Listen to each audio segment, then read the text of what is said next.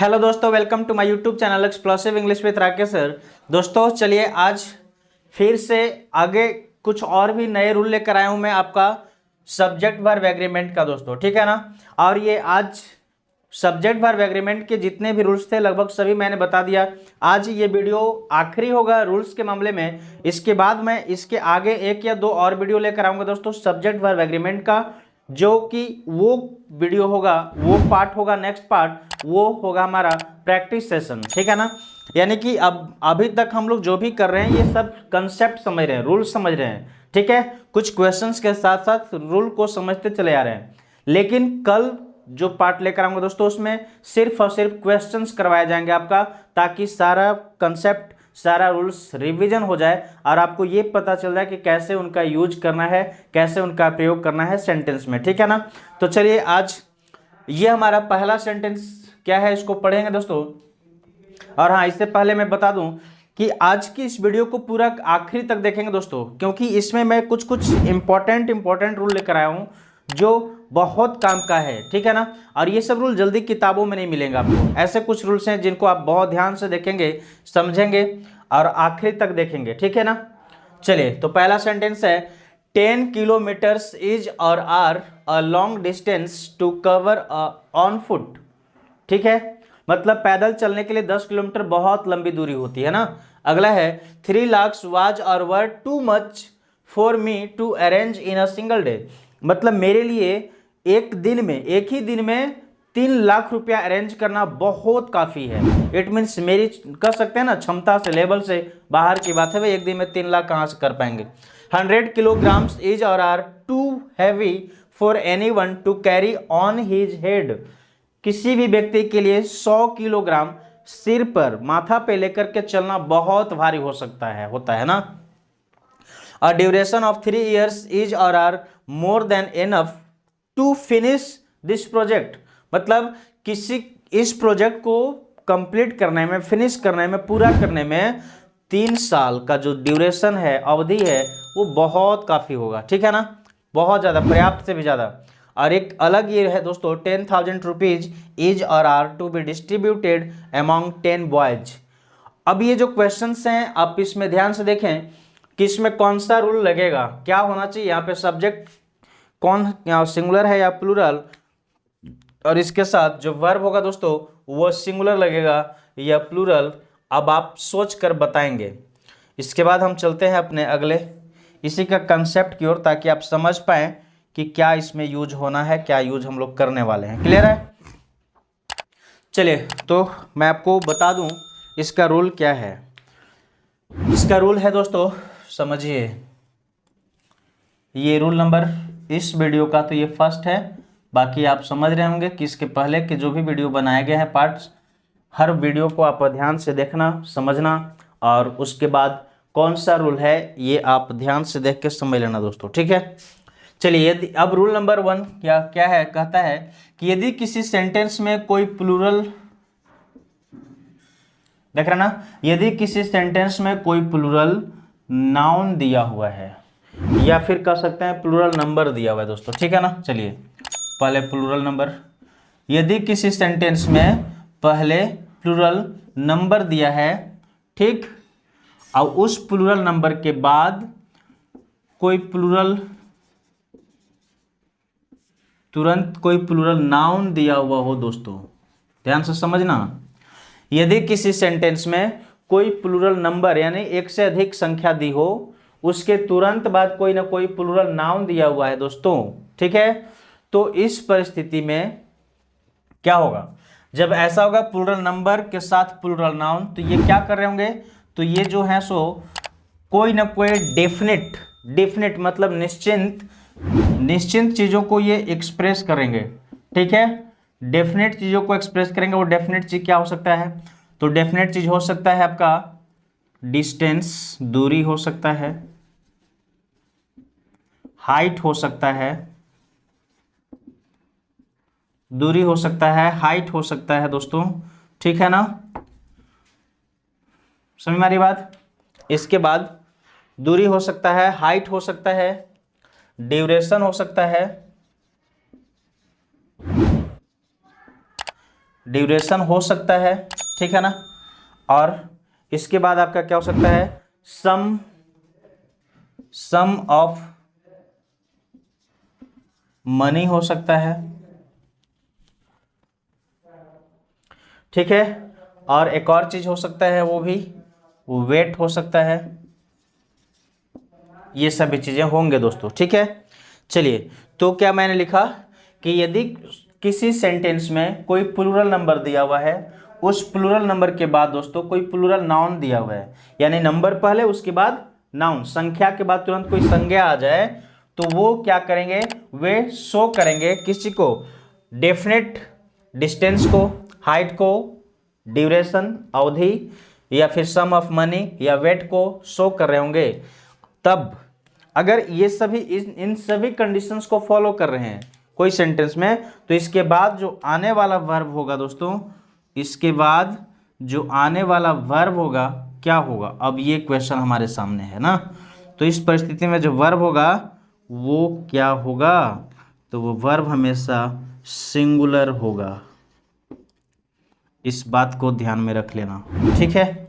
Verb हमारा singular होगा, ठीक है।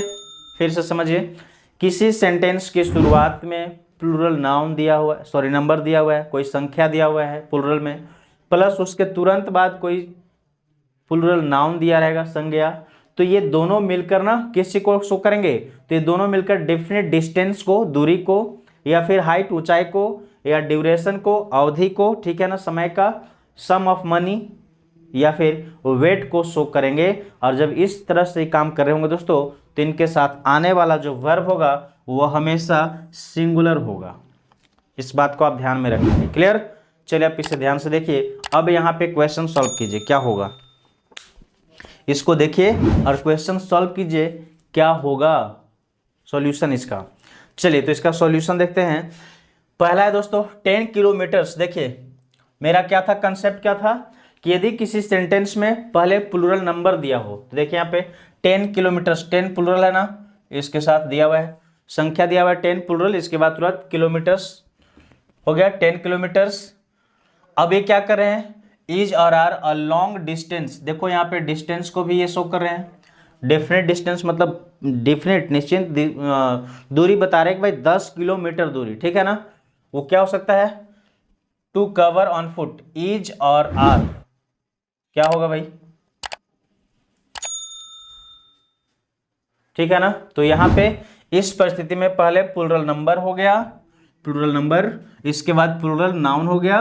तो देखिए यहाँ पे प्लूरल नंबर है, प्लूरल नाउन है, और ये डिफरेंट डिस्टेंस को भी शो कर रहा है, इसलिए इसके साथ आने वाला वर्ब हमेशा सिंगुलर होगा। इट मीन्स यहाँ पे इज का प्रयोग किया जाएगा।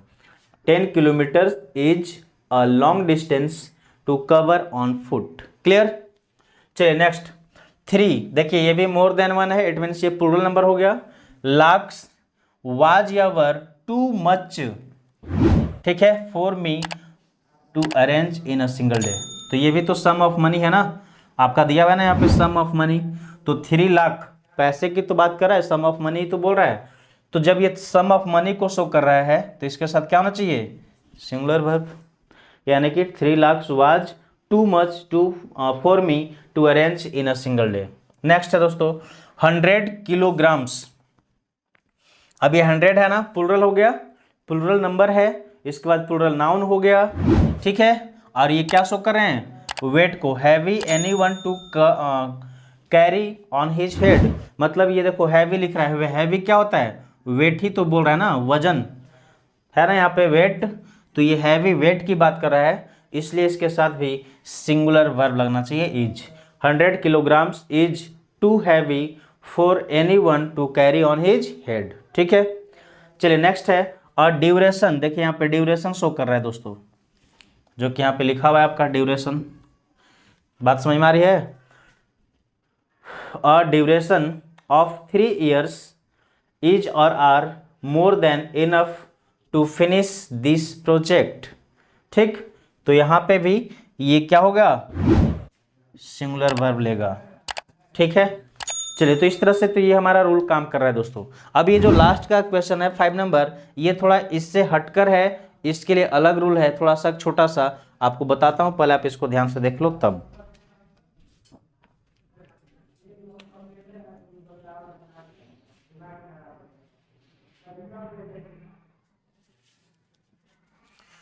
चलिए दोस्तों देखते हैं तो ये क्या है, कौन सा रूल यहाँ पे काम करेगा, आइए हम उसको भी समझा देते हैं आपको यहीं पे।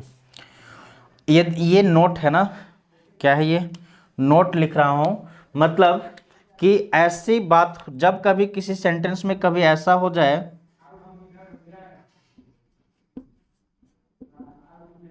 क्या हो जाए भाई, कि इस तरह का कंडीशन आए कि 10,000 रुपीज, मतलब प्लूरल नंबर के साथ प्लूरल नाउन भी आए, लेकिन वो क्या शो करा होगा, इंडिविजुअल यूनिट्स को।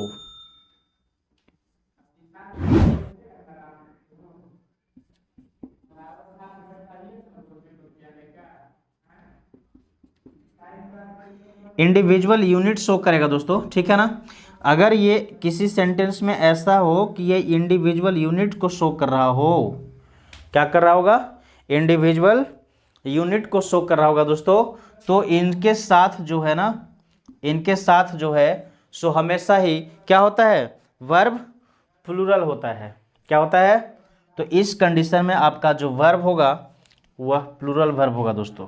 बात को समझ लेना, ध्यान से सुन लेना, समझ लेना, जान लेना, ठीक है। तो इसके बाद जो वर्ब आएगा हमारा, वो वर्ब हमेशा प्लूरल होगा। समझिए अब कैसे इंडिविजुअल करेगा। जैसे यहाँ पे बोल रहा है क्या, 10,000, देखिए 10,000 rupees is or are to be distributed, कहाँ पे, अमॉन्ग 10 बॉयज, मतलब 10,000 रुपया को ना 10 बच्चों के बीच में बांटना है। तो भाई इंडिविजुअल एक एक करके सभी को देना पड़ेगा कि नहीं, इंडिविजुअल एक एक को देना पड़ेगा। तो यहाँ पे इंडिविजुअल यूनिट को शो कर रहा है, इसलिए इसके साथ जो वर्ब लगेगा दोस्तों वो इज न लग करके आर लगेगा, क्योंकि इंडिविजुअल यूनिट जो सब जब शो करेगा तब इसके साथ प्लूरल वर्ब का प्रयोग किया जाएगा, ठीक है। ये था हमारा पहला रूल जो इस प्रकार से काम करता है दोस्तों। आप इन्हें एक बार फिर से ध्यान से देख लें, फिर हम बढ़ते हैं नेक्स्ट रूल की ओर।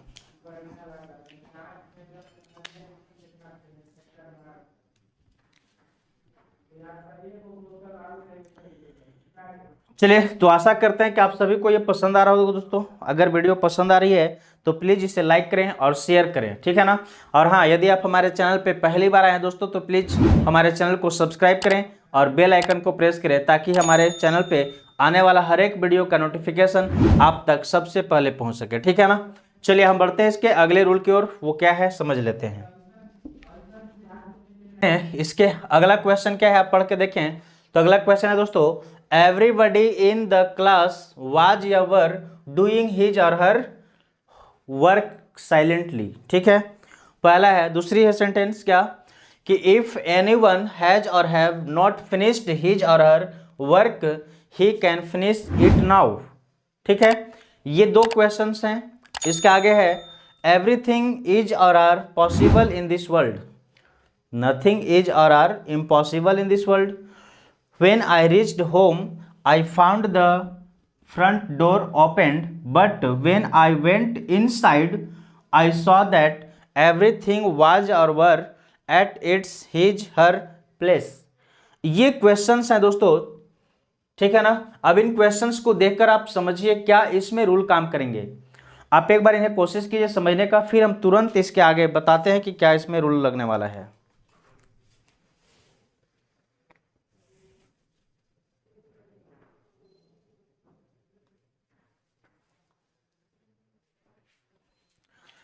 चलिए, तो यहाँ तक अगर आप समझ पाए होंगे तो बहुत अच्छा है, नहीं तो आइए मैं आपको समझाता हूँ कि का इसमें कौन से रूल लगने वाले हैं, कौन सा फॉर्मूला काम करेगा, ठीक है।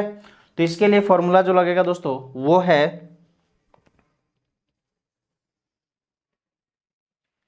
क्या, रूल नंबर शायद ये हमारा 2 होगा इस वीडियो के लिए, ठीक है ना। तो यदि किसी सेंटेंस में देखिए दोस्तों क्या लगा हुआ है, एवरीबडी, एनीवन, ऐसा ना। तो यदि किसी सेंटेंस में आपको लगा हुआ मिल जाए एवरीबडी या फिर एवरीवन, ठीक, एवरीबडी, एवरीवन या फिर समबडी या समवन,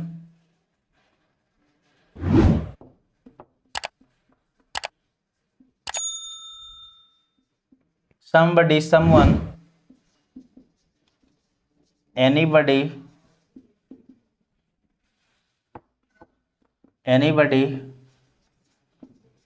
anyone, nobody और no one।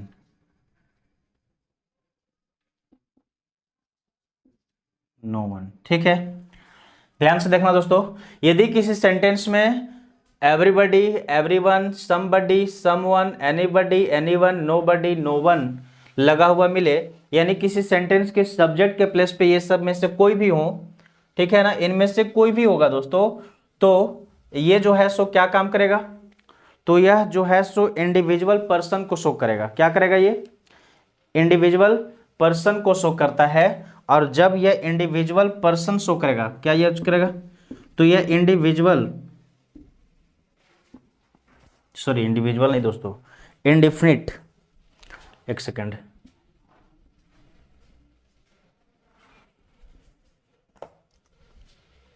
इंडिफिनिट पर्सन, ठीक है ना। किसी भी सेंटेंस में अगर शुरुआत में लग गया everybody, everyone, somebody, someone, nobody, no one, anybody, anyone, ऐसा, तो ये इंडिफिनिट पर्सन को शो करेंगे। और जब ये इंडिफिनिट पर्सन को शो करा होगा दोस्तों, तो इसके साथ आने वाला जो वर्ब होगा वह वर्ब हमेशा सिंगुलर होगा। वर्ब क्या होगा दोस्तों, तो इन सभी के बाद आने वाला जो वर्ब होगा वो हमेशा ही सिंगुलर वर्ब होगा। क्लियर। और यदि इसके बाद कोई प्रोनाउन यूज किया गया हो, इनके बाद कोई प्रोनाउन यूज किया गया हो दोस्तों, तो वह प्रोनाउन जो होगा वह क्या होगा, प्रोनाउन पॉजिटिव केस में होगा ये वाला फॉर्म, यानी प्रोनाउन अपना हिज और हर वाला फॉर्म लेगा ना, हिज और हर, हिज का सेंस में चलेगा। ठीक है, अभी इंडिफिनिट है तो समझो हर भी नहीं, हिज ही हो जाएगा, क्योंकि इंडिफिनिट है जहाँ पे हमारा कोई पता नहीं कि कौन है। जब सब्जेक्ट का जेंडर नहीं पता होता है तो वहाँ पे हम लोग मैस्कुलिन जेंडर ही प्रेफर करते हैं, इसलिए हिज ही लगेंगे। आप हिज को समझिए। ठीक है, बात समझ में आ रही है क्या। फिर से एक बार बता दूं कि यदि किसी सेंटेंस की शुरुआत इनमें से किसी एक शब्द के साथ हो रहा हो, तो ये सभी ऐसे सब्जेक्ट हैं दोस्तों जो इनडिफिनिट पर्सन, इनडिफिनिट यानी अनिश्चित, कौन है नहीं है उसका कोई पता नहीं, ऐसे पर्सन को बोध कराते हैं, एक्सप्रेस करते हैं। इसी कारण से इनके साथ हमेशा सिंगुलर वर्ब लगता है। क्लियर। और यदि अगर इनके साथ कोई प्रोनाउन यूज करना पड़ा दोस्तों, प्रोनाउन हिज का सेंस में यूज करेंगे, हिज। ठीक है ना। चलिए अब सेंटेंस को देखते हैं सॉल्व करके, तो समझ में ज्यादा अच्छा आएगा। पहला सेंटेंस लिखा हुआ है क्या, एवरीबडी इन द क्लास, देखेंगे यहाँ पे है ना, everybody in the class was ever doing his or her work silently. ठीक है, तो एवरीबडी यहाँ पे है ना, एवरीबडी, ये एवरीबडी आ गया। अब एवरीबडी मतलब हर कोई, अब वो किसी एक खास व्यक्ति की बात नहीं कर रहा है, इंडेफिनिट है, कोई भी हो सकता है वो, तो एवरीबडी सबके लिए बोध कर रहा है। ठीक है ना, तो ये सबकी बात कर रहा है कि भाई इस क्लास में जितने भी लोग हैं, एवरीबडी इन द क्लास मतलब क्लास के सभी लोग क्या कर सकते हैं, वाज या वर्क कर रहे थे, doing his or her work silently, अपने काम धीरे से, साइलेंटली, एकदम शांति से कर रहे थे। तो ये कर रहे थे या कर रहा था, तो यहाँ पे आपको दिया गया सिंगुलर सब्जेक्ट के साथ, ये मतलब सिंगुलर का सेंस देगा और सिंगुलर का सेंस देगा, इस वजह से सिंगुलर वर्ब लगेंगे। तो हमारा यहाँ पे हो जाएगा दोस्तों वाज, है ना, everybody was, sorry everybody in the class was doing. अब यहाँ पे देखिए प्रोनाउन यूज किया गया ना, हिज और हर, क्या होगा, तो मैंने आपको बताया यहाँ पे कि हिज का सेंस लेगा, तो हिज होगा। Everybody was in the class, या everybody in the class was doing his work silently. Next है, if anyone has or have not finished his or her work he can finish it now. मतलब अगर कोई भी, यदि कोई भी अपना काम पूरा नहीं किया है अब तक, है ना, तो क्या कर सकता है, अभी उसको पूरा कर सकता है। तो यहाँ पे भी एनीवन, कोई भी की बात कर रहा है, किसी भी इंसान की, कोई भी हो सकता है, वो इंडिफरेंट पर्सन है, इस वजह से इसके साथ वर्ब सिंगुलर होगा और प्रोनाउन हिज होगा। चलिए तो फटाक से देख लेते हैं। इफ एनीवन हैज, ठीक है, यहाँ पे नॉट फिनिश्ड हिज और हर, तो आप कहेंगे his work he can finish it now. Clear. आप तो इसका सेंस यहाँ पे भी दे रहा है, हिज से भी आप, सॉरी ही सब्जेक्ट के रूप में है, तो इससे भी आप क्लू ले सकते हैं कि भाई यही लग रहा है इट मीन्स इसके पहले हिज ही लगना चाहिए। आप इन्हें ध्यान से देखिए दोस्तों। फिर हम बढ़ते हैं ये नीचे का 3 क्वेश्चन के लिए अलग से कुछ इसका रूल है, वो क्या है आगे आप इन्हें एक बार समझ लीजिए।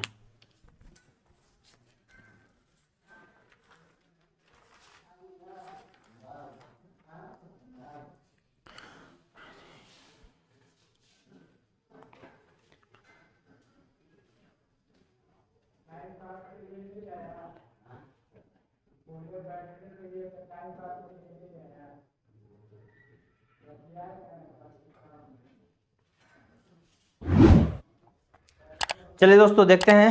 तो यहाँ तक समझ में आ गया होगा शायद आप लोगों को। अब देखते हैं कि इसके बाद अगला ये क्या कौन सा कंसेप्ट यहाँ पे काम करेगा।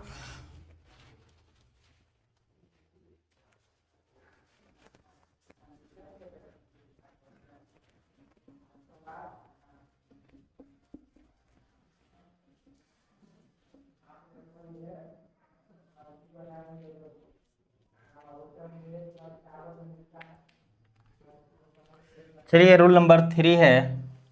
अब ये सेंटेंस देखिए दोस्तों क्या है, एवरीथिंग, नथिंग, ठीक है ना।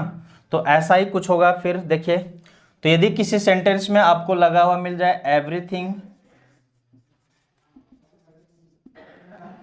समथिंग या फिर एनीथिंग और नथिंग, ध्यान से देखना दोस्तों। यदि किसी सेंटेंस में एवरीथिंग, समथिंग, एनीथिंग या फिर नथिंग लगा हुआ हो और इनके बाद कोई ना कोई ऑब्जेक्ट होगा दोस्तों, ऑब्जेक्ट्स, इट मीन्स यहाँ पे वो सब्जेक्ट और ऑब्जेक्ट नहीं समझेंगे।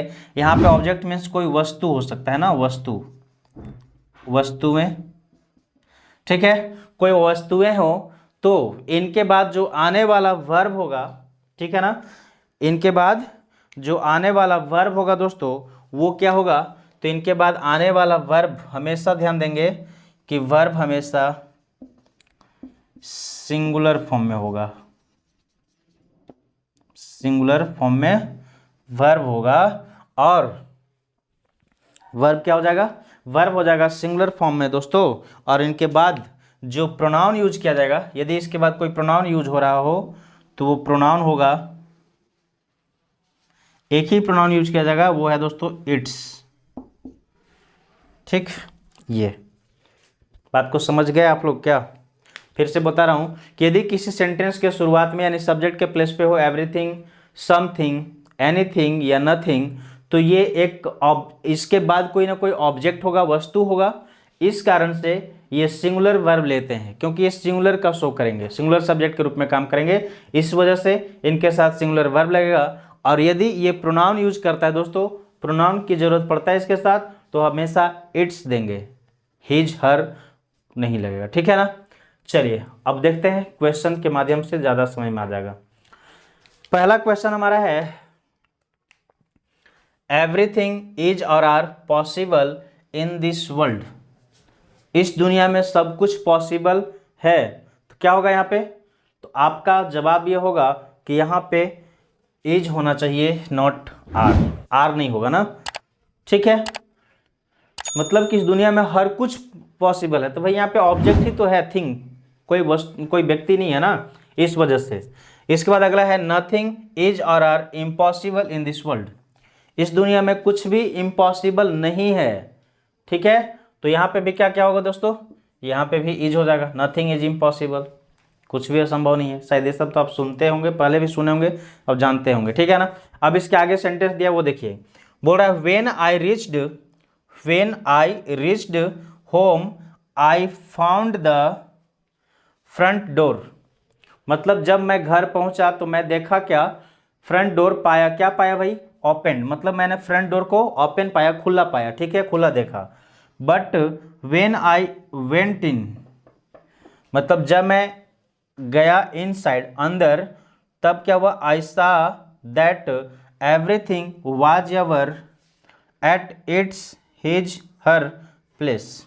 अब इसमें समझो दोस्तों, मतलब बोल रहा है क्या कि जब मैं घर गया तो मैं एक फ्रंट सामने का दरवाज़ा खुला पाया, और जब मैं उस कमरे के अंदर गया, उस दरवाजे के अंदर गया, तो मैंने देखा कि वहाँ पे सभी चीज़ें अपनी जगह पे थे, या सभी चीज़ें अपनी अपनी जगह पर था।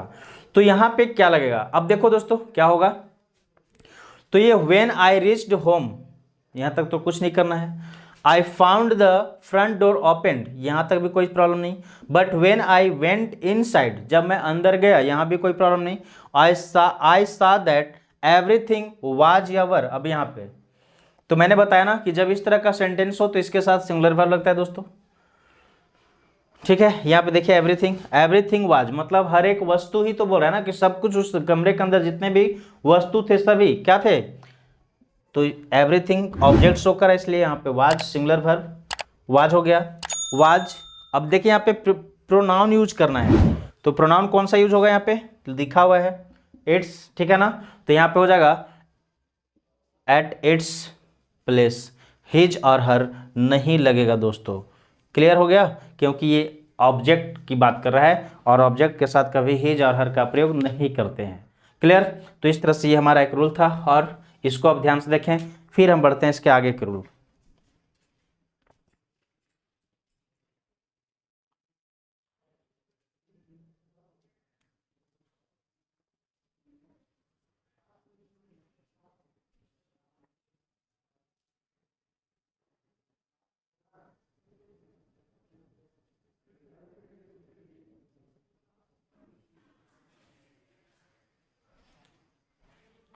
चलिए दोस्तों देखते हैं इसके आगे क्या है। एक और आज के इस वीडियो का नहीं, पूरे इस टॉपिक का आखिरी कंसेप्ट मैं देने जा रहा हूं दोस्तों, ठीक है ना। आप इसे ध्यान से देखिए और समझने की कोशिश करिए, ठीक है, क्योंकि ये सब्जेक्ट वर्ब एग्रीमेंट का आखिरी होगा। आज हमारी इस सब्जेक्ट वर्ब एग्रीमेंट टॉपिक यहीं पे लास्ट होता है। इसके बाद नेक्स्ट पार्ट में आपके लिए कुछ प्रैक्टिस क्वेश्चन लेकर आऊँगा, जिसमें आपको कुछ एक्सरसाइज की तरह क्वेश्चंस करवाया जाएगा, जिससे कि आपका रिवीजन हो सके सारे के सारे सभी कंसेप्ट का, सभी रूल्स का, ठीक है। क्या है समझते हैं, अंत भला तो सब भला दोस्तों, इसलिए अच्छे से इसको समझ लेंगे। One has or have to do all his or her one's work oneself in a hostel, ठीक। मतलब कि एक व्यक्ति को, किसी एक इंसान को हॉस्टल में जब रहता है तो उसे सारा काम अपना खुद से करना पड़ता है, ठीक है ना। दूसरा है one should be true to one's word, किसी भी इंसान को, कोई भी हो, अपने शब्द के प्रति उसे सत्य होना चाहिए, यानी जो कहो वो जरूर करो, ठीक है ना। आइए अब इसमें देखते हैं कि कौन सा रूल काम करेगा। तो इसमें जो रूल होगा लगेगा दोस्तों, वो रूल कुछ ज़्यादा नहीं बड़ा है, बस बहुत ही ईजी है और छोटा है। वो क्या है, आइए हम उसे भी देख लेते हैं और समझ लेते हैं। यदि किसी में, यहाँ पे मैं लिख दे रहा हूँ नीचे क्योंकि जगह बच गया है, इसलिए मैं थोड़ा सा यहीं पे करता हूँ। शायद ये रूल नंबर 3 या 4 जो होगा दोस्तों, देख लेंगे, थोड़ा मैं भूल गया कि इसके पहले कौन सा रूल था। तो ये क्या है कि यदि किसी सेंटेंस में ONE वन,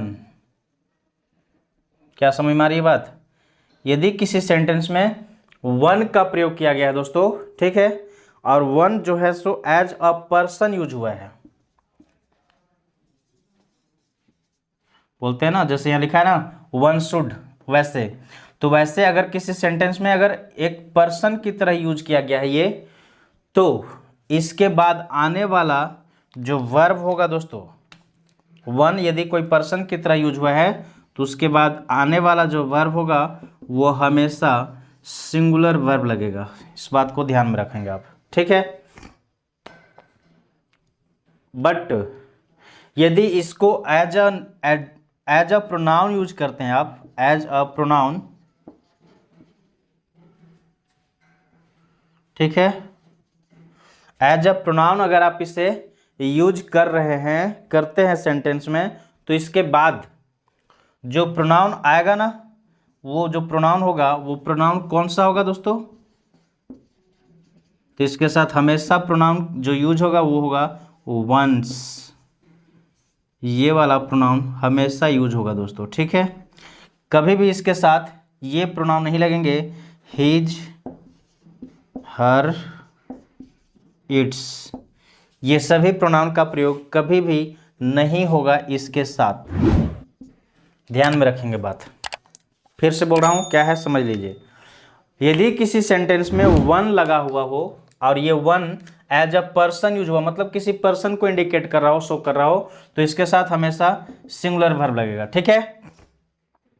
और एज अ प्रोनाउन यूज हुआ हो तो प्रोनाउन इसमें कौन सा लगेगा भाई, तो इसके साथ जो प्रोनाउन यूज होगा वो प्रोनाउन होगा दोस्तों कौन सा, यहाँ पे जो लिखा हुआ है वंस। हिज और हर और इट्स नहीं यूज होते हैं, ये सब यूज नहीं होते हैं, ठीक है। इसके साथ जब भी यूज होगा तो ये वंस वाला यूज होगा, ठीक है। इस बात को ध्यान में रखेंगे। चलिए अब देखते हैं सेंटेंस में क्या है। One has or have to do all his or her one's work oneself in hostel. मतलब किसी, वन मतलब यहाँ कोई भी हो सकता है ना, कोई, तो कोई भी व्यक्ति हो जब वो हॉस्टल में रहता है तो उसे सारा काम, अपना खुद का काम खुद से करना पड़ता है। तो यहाँ पे आप क्या लगाएंगे, पहला तो होगा कि वर्ब क्या होगा, तो आपके इस रूल के अनुसार वर्ब हमेशा सिंगुलर होगा, तो हो गया वन हैज, हैव तो होगा नहीं। इसके बाद to do all his her ones, क्या लगेगा, अभी देखें कि हिज हर इट्स नहीं यूज होते हैं, यूज होता है कौन, वंस, तो ये भी नहीं होगा, ये भी नहीं होगा, वंस यूज हो गया, ठीक है। Work oneself in a hostel. देखो दोस्तों क्या है ना कि जब कभी भी आप ऐसे कभी भी क्वेश्चन को सॉल्व करने बैठे हैं तो ऐसा नहीं कि बस ये क्वेश्चन यहाँ पे पहला शब्द पढ़े, दूसरा अगर यहीं पे हेल्पिंग वर्ब आ गया, जैसे यहाँ पे है ना वन के तुरंत बाद हेल्पिंग वर्ब आ गया, तो तुरंत यहीं पे आप सॉल्यूशन नहीं करेंगे, थोड़ा उसमें रॉन्ग होने के चांस बढ़ता है। अगर आप पूरे सेंटेंस को एक बार पढ़ लें, समझ लें, फिर बनाए तो ज़्यादा मजा आएगा ना, और ज़्यादा सही होने के चांसेस है। देखो वन हैज और हैव तो ये तो आपको याद रहेगा, लेकिन अब यहाँ पे वंस वाला देखो, ये वंस होगा कि हिज होगा कि हर या इट्स क्या होगा, उसके लिए आपका थोड़ा सा हिंट यहाँ भी आगे मिल सकता है अगर आप पढ़ते हैं पूरे सेंटेंस को पूरा एक बार। तब वर्क वन सेल्फ है, इट मीन्स इसके साथ वंस ही आना चाहिए, आपको पढ़ने के बाद थोड़ा हिंट मिल जाएगा। तो इसलिए पूरे सेंटेंस को एक बार पढ़ लें, इसके बाद सॉल्व करें, ज़्यादा अच्छा होगा। तो इस तरह से ये पहला सेंटेंस हमारा सही हुआ। अब दूसरा है दोस्तों कि one should be true, one should be true to one's word, क्या होगा। अब इसमें कुछ गलती है, कुछ एरर दिख रहा है क्या, कुछ रॉन्ग है, अगर है तो बताएं। कुछ दिख रहा है क्या आप इसमें गलत आप लोगों को, तो सेंटेंस बिल्कुल ही 100% सही है दोस्तों, इसमें कोई भी चीज़ रॉन्ग नहीं है, ठीक है ना। तो इस तरह से ये हमारा आखिरी रूल था सब्जेक्ट वर्ब एग्रीमेंट टॉपिक का दोस्तों। फिर हम अगले वीडियो में मिलेंगे, अगले इसी के एक्सरसाइज को लेकर मैं आपके लिए आऊँगा, जिसमें कुछ क्वेश्चंस आपके सामने कराए जाएंगे आप लोगों के लिए, ताकि क्वेश्चंस को देखकर आप बनाएं और बनाकर क्या करें, अपने कंसेप्ट को क्लियर कर पाएं। जितना ज़्यादा आप वर्क करेंगे, एक्सरसाइज करेंगे, उतना ज़्यादा आपका सारा कंसेप्ट रिवीजन भी होंगे, उसके साथ साथ क्लियर भी होता है ना, ठीक है। तो आप इसको ध्यान से एक बार देख लीजिए। और आज की इस वीडियो में इतना ही, फिर मिलते हैं नेक्स्ट पार्ट में कुछ नए रूल के साथ। रूल से पहले क्या होगा दोस्तों, मैंने अभी आपको बताया कि रूल नहीं, पहले कंसेप्ट कराया जाएगा, क्वेश्चंस करवाए जाएंगे, it means exercise practice question ना, उसके बाद हम चलेंगे नए टॉपिक की ओर, ठीक है। तब तक के लिए मुझे इजाज़त दीजिए, bye bye, thank you, take care.